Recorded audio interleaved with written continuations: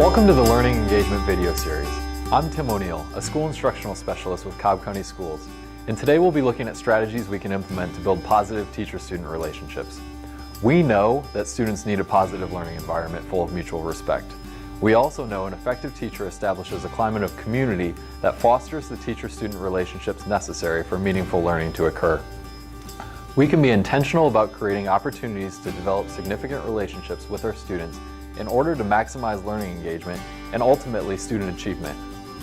Setting the stage for positive teacher-student relationships at the beginning of the year is incredibly important, but we need to continue building a solid foundation throughout the school year. Celebrate the first day of school. Make a great first impression. Teach and model expected behaviors. Provide clear expectations about rules, consequences, and rewards. Model and provide encouragement. Establish rituals and routines. Use mentor texts that also teach character. Incorporate a character word of the week. Ask students about their backgrounds, and be an active listener. Who's got some brand new shoes? But you took, these are not new. I like those shoes. I got these. They're Jordans. Anybody else ever had Jordans before? Let me tell you a little story about Air Jordans. You know, Michael Jordan's actually older than me. You should not be so surprised. When like the Air Jordan sneakers came out, my buddies in like 7th grade were thinking we're gonna get a pair of Air Jordans and all of a sudden we're gonna be able to dunk. And it was gonna be awesome. There's more important things than shoes, right? So, yeah, so there's book. It's called Those Shoes. Do me a favor, Raquel, Ishmael, when we get through, I wanna talk about where the story takes place. What's that called? Setting. I want to talk about the setting a little bit, okay? So can you guys kind of key in on the setting a little bit? You want to do the plot? The theme? Okay, Stacy's going to be clued in, okay? All right, are you ready? Does your classroom reflect who you are as a teacher? Does it reflect your philosophy? Do your walls talk? Let's look at some strategies as to how we can build a positive classroom environment. Think about seating that will facilitate conversation. Create an area to come together during whole group and small group instruction. Think about lighting that is most conducive to student learning. Include anchor charts on the walls so students feel supported. Have students personalize their notebooks and display student work and artifacts of learning. You can also incorporate music in lessons and during transition time. We've talked about building a solid foundation and creating a positive classroom environment. Now let's look at some strategies we can implement to build a strong community within our classrooms. Give students responsibility by allowing them to have classroom jobs. Start the day with morning routines. Contact the parents with positive news and celebrate student achievements. Share student work with a larger audience. Show students that you are willing to learn from them. Allow students to be the experts and help lead others. Attend students' extracurricular activities or an event in the community. Write personalized, handwritten notes to students. Allow students time to reflect independently or as a group. And design lessons that incorporate friendly competition and require teamwork.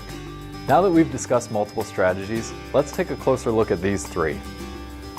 We'll start with some of the informal interactions that can occur in the lunchroom, the hallway, or even unscripted exchanges in the classroom. These are great opportunities to interact with our students in a positive manner, and we have to take advantage of them. So when you're born, the doctors take your parents into a room. And they say, okay, your child is here, his name's Christopher. Do you want him to be good looking or have hair? That would have happened to you. Your parent? You're missing the punchline, dude. Regardless of the setting, use intentional language and behaviors that lead to positive interactions with your students. Do you guys see these goosebumps? Do you guys see them? This is what I get when you guys, as always, make me so proud. Kiss your brain. Mwah. Using positive language in our classroom elicits positive student responses and fosters trusting relationships. Say things like, we'll head to lunch as soon as our workstations look great, instead of, you can't leave until you clean up. Using such language sets high expectations for our students by modeling those positive interactions. While purposefully incorporating positive interactions is a great first step, we must make an effort to continually develop trusting relationships with our students. The next strategy we'll address is knowing student interests. I mean really knowing their specific interests. An interest inventory or a simple questionnaire can get us started with this, but ultimately, we need to be active listeners and pay attention to what our students enjoy doing outside of school. Have you guys seen The Walking Dead? Okay, parts of it? Okay, so you know how there's this group of people and there's another group of people and they're going to attack and the food and everything like that just because they're trying to survive, right? That's what they're doing in The Walking Dead a lot. So the purpose of the Gazoo was to get materials in order for them to survive. Okay, they're not scared of zombies or anything like that. But we can then provide choices for our students and design instruction based around their interests. This will create a cyclical chain reaction where strong teacher-student relationships lead to an increase in learning engagement and in turn, still stronger relationships that ultimately lead to academic success. We know that getting to know our students can increase learning engagement, but sharing pieces of our lives with our students will also help to build teacher-student relationships so that they feel comfortable sharing with us. Yesterday, I decided I was going to go for a walk, okay? And you guys know me and my walks. So I went for a walk yesterday, and I said, I'm going to find a new way to walk around my neighborhood. And so it's normally, okay, here's my driveway. Like, here's my driveway, and here's my house. Normally, I take a right, and I go this way, and I have a way I always go. But today, I said, I'm going to take a left out of my driveway, and I'm going to go a different way. All the way around the neighborhood. Got to a road called Mountain View Road. Whoa. What do you think this road is? A mountain. It was a mountain. And I walked up a mountain yesterday and down a mountain yesterday. And I got home and I fell right asleep. Our students need to see us as real people. Simple things, such as keeping a picture of our families or friends nearby, can give students a non-invasive glimpse into our lives. Practice incorporating stories from your own life into your lessons. Implementing this strategy not only helps us build positive relationships with students, but also increases retention of the lesson learned. What student doesn't want individualized attention from their teacher? But with hectic schedules, how can we dedicate this important time to students in order to build positive relationships? Two ways to provide individualized attention to students is through the use of teacher-student conferences or journals. And what were your thoughts about that? Because we didn't get a chance to talk yesterday. She went through some tough times. She did. That was challenging, but she managed. And I think she should stop being mad over what happened. For a second, can you go back and tell me who you're talking about? Who's she? Carly. Okay, all right, go ahead. Stop being mad and stop taking her anger out on the other family. She really belonged with the Murphys instead of her mother. I think so. Mm-hmm. How did you feel about her going back with mom instead? I didn't feel that good because I imagine her when she went to shopping and went to school. I think she'll be better in a real family. Conferences fit easily into the work session component of Cobb County School District's recommended instructional framework, while journals allow teachers and students to converse through writing. You're the author? Yes. Really? You're a real life author? Yes. And this is the title. How much do you know about that? That is so cool. Quiet. Quiet.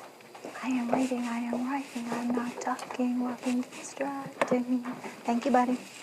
Tell me more, tell me more. Well, the bats, they eat cows and horses' blood. Oh, I'm really scared of vampire bats because I heard a fictional story that vampire bats are going to bite me and then I'm going to die. Is that true? No. God, the whole cow and they eat the whole horse? No, they only eat teaspoons. They just take a little bit of their blood? Yes. So they're really not that scary at all? They're not scary at all. Okay, keep telling me more about bats.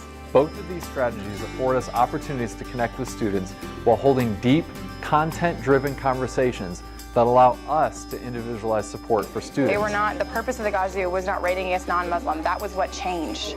Oh. Because originally they are attacking centuries Arabs had added to their inadequate. What's inadequate mean? It's not good enough. Not good enough was the first purpose. And they were attacking because they needed to get what? Resources. They needed to add to their resources. So that's the answer to question 2. And then what you put for question 2 is the answer to question 3. That's why you're confused. Because you put the change for what it was like in the beginning. Okay? You got a little bit ahead of yourself. So you're not slow, you're a little too fast. Either way, this personalized communication will give students a voice that aids in building positive relationships with them. You're Mr. Fluency. Hang on 1 second. I'm Mr. Fluency. You know, that would be amazing because you're taking notes. so impressed. Thank you so much. Okay, are you ready? Now you gotta sit down. Let's be respectful. Okay. Okay, I'm ready. This might seem like someone read a book with no pictures. That's crazy. A book with no pictures. No matter what. No matter what. Are you following this? Is this so exciting? That's the deal. That's the rule. Baby, we're gonna come back and let you read it in a second, okay? Okay. All right. Oh, wonderful manners. That's the rule. Uh-huh. The benefits of building positive relationships with students are endless. Learning engagement is optimized in a classroom climate where students feel comfortable taking the risks necessary for meaningful learning to occur. There are so many different strategies that will assist in building relationships with your students. Regardless of whether you choose one of these strategies or another effective strategy to build positive relationships with your students, select one to incorporate in your classroom today.